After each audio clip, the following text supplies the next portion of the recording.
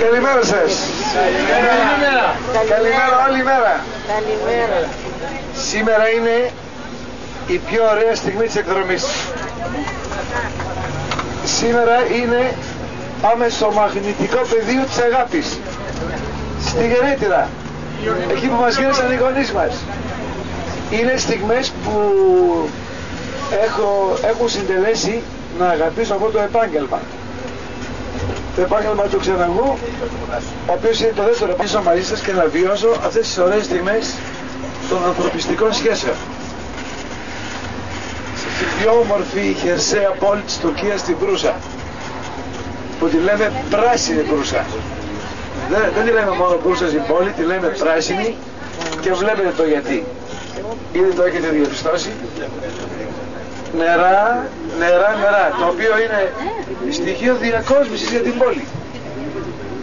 Πλατάνια, ευλογία Κυρίου Κέλεος, γη επαγγελίας.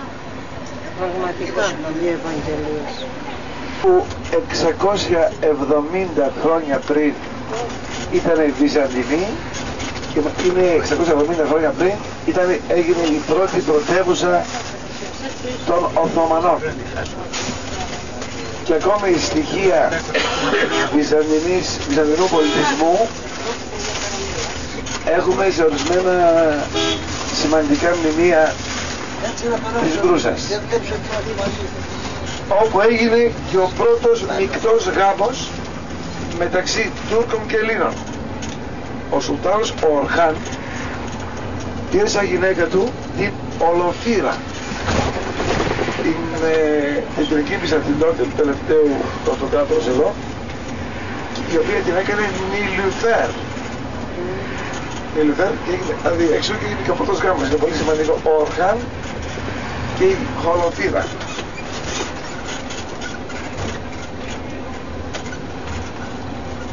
Έως ότου σας συναναστραφώ, είχα την εντύπωση ότι το χωριό Γκιόρουκλε που πάμε, ότι ελληνικά το έλεγαν κορούκλια, μερό.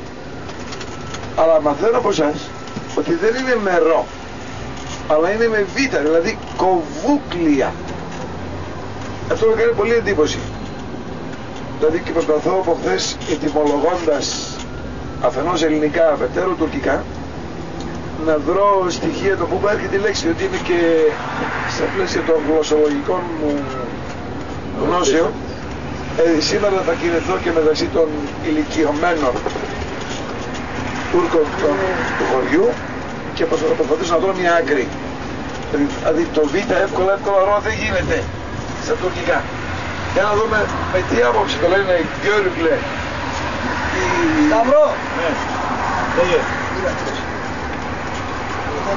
Σε ένα βλέμμα αριστερά σας πρώτα, θα δείτε αυτή την ωραία θέα αριστερά. Αυτή η ζώνη που βλέπετε με τα 5όροφα, 6όροφα κτίρια θα είναι ο δρόμος της επιστροφής μας προς την Μπρούσα, που είναι η πιο περιοχή και η πιο καθαρή και η πιο ωραία περιοχή. Από αυτόν τον δρόμο θα συνδέω στην επιστροφή. Δείστε και την ομορφιά της αντίθεσης μέσα στην ανοικοδόμηση του 2003. Πάμε έναν ντρό έτσι σπίτια από την Οθωμανική εποχή. Η ομορφιά είναι παρόντες στην αντίθεση. Ο πληθυσμός της Μπρούσας απαρτίζεται από 1.800.000 άτομα. Και θα δείτε τα πρόσωπα είναι πολύ πιο φωτεινά, πιο διαφορετικά γενικά από τους Τούρκους. Αυτό υπάρχει το γιατί, διότι ο πληθυσμός της Μπρούσας απαρτίζεται κατά 80% από μετανάστες βαλκανικών χωρών, Βουλγαρίας, Δυτικής Θράκης, Μακεδονίας, και αυτή η οποία είναι και πάρα πολύ εργατική και είναι η πιο πλούσια χερσαία πόλη της Τουρκίας. Και αυτό μπορούμε να το βαθμολογούμε με κριτήρια τουρκικά από τα κοσμηματοπολία που έχει η πόλη. Δηλαδή δεν μπορεί να μην, εκεί που υπάρχει προσφορά και υπάρχει και ζήτηση. Όσα κοσμηματοπολία έχει η σκευαστή αγορά, άλλο τόσο έχει η πόλη. Δηλαδή το χρήμα που είναι κρυμμένο κάτω από το μαξιλάρι λεγόμενο, που είναι και το πρόβλημα το οικονομικό της Τουρκίας, ένα μεγάλο ποσοστό είναι στην Προύσα. Αλλά δηλαδή οι γυναίκες, αν δεν πρόβλημα 4-5 βραχιόλια, δεν κατεβαίνουν στην αγορά. Όλες. Τελείως. Οι Τουρκάδες είναι πολύ σημασία στο χρυσό. Στο βραχιόλι που είναι και μέσα στα πρικοσύμφωνα τα παλιά. Και κάτι είναι εντυπωσιακό να σας πω από πλευράς αμφίεσης γυναικών. Είναι να σας έχει κάνει εντύπωση. Η αμφίεση της γυναίκας στην Τουρκία είναι ευθέως ανάλογα με τον οικογενειάρχη. Δηλαδή είτε αυτός μπορεί να είναι άντρας, είτε πατέρας ή ο μεγάλος του αδελφός. Ο οποίος, εάν είναι φιλελεύθερος, σε επιτρέπει τις γυναίκες της οικογένειας να τη δουν όπως εσείς. Εάν είναι συντηρητικός, σε επιβάλλει τουλάχιστον μία μαντήλα στο κεφάλι. Και αν είναι λίαν συντηρητικός, τότε τις καλύπτει τελείως. Αυτό το λίαν συντηρητικός με το λίγο συμβαίνει κατά πόσον έχει επιλέξει τον Ισλαμικό τρόπο ζωής. Δηλαδή με τα θρησκευτικά δεδομένα. Κάτι το οποίο πολύ σφόδρα το πολέμησε ο Μουσταφά Κεμάλ μετά το κεμαλικό καθεστώς και έκανε πολλές μεταρρυθμίσεις και τους εξευρωπάησε και τον έχουν σε μορφή προσωπολατρίας. Όπου και αν πάτε θα δείτε την προτομή του ή ένα αγάλμα του. Αυτός προσπάθησε να ξεχωρίσει την θρησκεία με την πολιτεία. Γι' αυτό και οι Ισλαμιστές οι λεγόμενοι τον πολεμούν σφόδρα. Δηλαδή δεν είναι τυχαίο που έχουμε σήμερα Ερντογάν πρωθυπουργό. Γιατί αυτό το κόμμα αφενός έκανε επένδυση σε αυτούς τους τόπους και τα λάθη των προηγουμένων δεινοσαύρων και πολλοί ψήφοι αντίδρασης έφεραν στην εξουσία τον σημερινό Ερντογάν. Για να δούμε τι θα αποδείξει, αν θα είναι τύχη για το κράτος ή γενικά αποτυχία.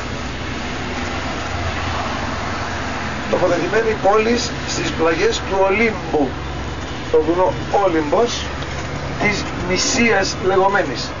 Η Ανατολή ήταν χωρισμένη σε διάφορες περιοχές. Όπως έχουμε στην Ελλάδα μας τη Μακεδονία, τη Λάρισα, έτσι, τη Θεσσαλία.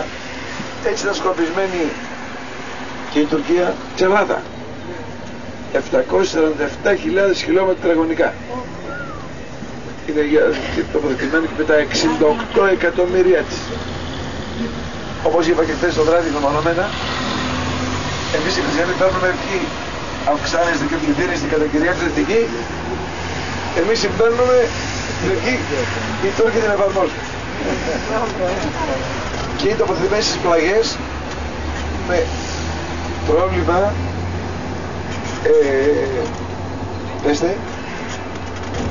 μόλυνσης και νέφος πλέον δεν έχει Δρούσα και ούτε Κωνσταντινούπολης. Γιατί είναι δικτυωμένη με φυσικό αέριο. Τώρα όλα δικτυώνουν με φυσικό αέριο, το οποίο έχει καλύψει το πρόβλημα της μόλυνσης του αέρος και το πράσινο οξυγόνο. Είναι πάρα πολύ καλά και νοοτροπίες και γλώσσα των δύο λαών. Είναι η ευστροφία του Έλληνας. Μια φορά το λέει στον Έλληνα και φτάνει και στον Τούρκο το λέει 3 φορές και έχει συνδυασμούς, άρα για το κατάλαβε ή όχι.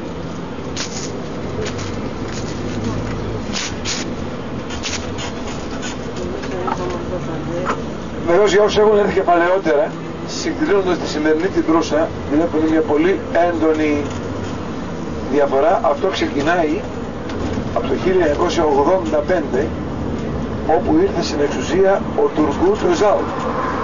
Αυτός όσο μπόι του λείπε, τόσο μυαλό του περίσσευε. Αυτός ξεκίνησε μια ανοικοδόμηση στη χώρα, στα πλαίσια να καλύψει το στεγαστικό πρόβλημα που έντονα μαστιγώνει τους Τούρκους, οι οποίοι έχουν και πολύ χαμηλά οικονομικά εισοδήματα. Δηλαδή έτσι ούτως ώστε όσοι δημόσιοι υπάλληλοι, όσοι μισθωτοί τεκμηριώσουν ότι δεν έχουν πρώτη κατοικία, να μπορούν να αποκτήσουν, αφού έχουν συμπληρώσει ορισμένα ένσημα, και να πάρουν ένα δάνειο θα σου πω. Είναι 2,9 η κυριολεξία. Που σημαίνει 3 παιδιά. Έτσι. Πριν την επαφή σας που θα έχετε, θα δείτε τίποτε δεν είναι στημένο. Καμία συμπεριφορά κανενός, είτε του 5 ετός παιδί, αριστερά, δεν ξέρω αν με ρώτησε κάποιος από εσάς, άλλα 12 χιλιόμετρα και αριστερά μας είναι μεγάλη λίμνη, η λίμνη της Απολωνιάδος. Η λίμνη της Απολιόντος. Να έλεγα και σήμερα τη λένε Γκιόλ Γιαζί. Και η άλλη παραπέρα. Γκιόλ Γιαζί. Μετά πέρα υπάρχει, δεξιά είναι η άλλη. Η άλλη είναι η Ουλούμπατ. Η Ουλούαμπα. Αυτή η εικόνα με τις πολυκατοικίες, πραγματικά όχι εσάς σας λέει, σας επηρεάζει και εμένα ακόμη. Βλέπω αυτή την κατάσταση και εγώ προσωπικά δεν μπορώ να δώσω εξήγηση, δηλαδή σε αυτή την όρθια. Γιατί η μόνη που μπορώ να σας δώσω, σαν πολιτικός μηχανικός, είναι η εξής. Έως πριν 3 χρόνια είχαμε ένα πολύ υψηλό συντελεστή πληθωρισμού. Δηλαδή είχαμε πληθωρισμό μέχρι και τον 20%. Οπότε σε οικονομίες που υπάρχει υψηλός πληθωρισμός, ημεκτάνουμε στο χαϊλαουίτρο πληθωρισμός. Για να δούμε. Το παλιό χωριό δεν φτάσαμε ακόμη στο παλιό χωριό, αλλά ήδη μπήκαμε στα κουβουκλία.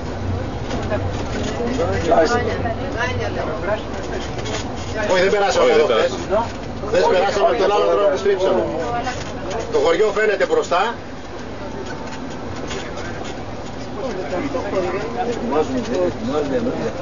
Ο λόφος που αναφέρονται πολλοί είναι αριστερά ακριβώς και είναι κτισμένα σπίτια. Κοιτάξτε τα σπίτια και δεξιά. Από εκεί δεν πειράζει. Δεν ξέρω για να προσανατολίσω. Εκεί περιμένουν. Λοιπόν, εκεί που βλέπετε τη σημαία είναι συγκεντρωμένη η πλατεία του χωριού ήδη. Και σας επιφυλάσσω μια εντυπωσιακή υποδοχή. Τα νεκροταφεία αριστερά. Είναι ακριβώς το πιο εξωτερικό σημείο του χωριού εδώ, γιατί υπάρχει νεκροταφείο. Εδώ δες. Μας περιμένουν.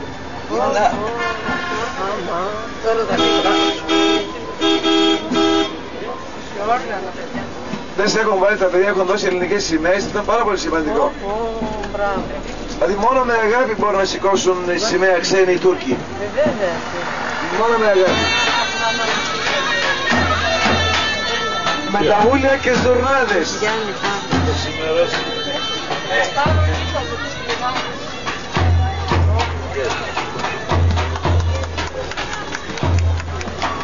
Δέστε μια εικόνα φοβερή, μια εικόνα φοβερή. Εδώ είναι. Ποιο είναι το τσουρέκι? Το τσουρέκι.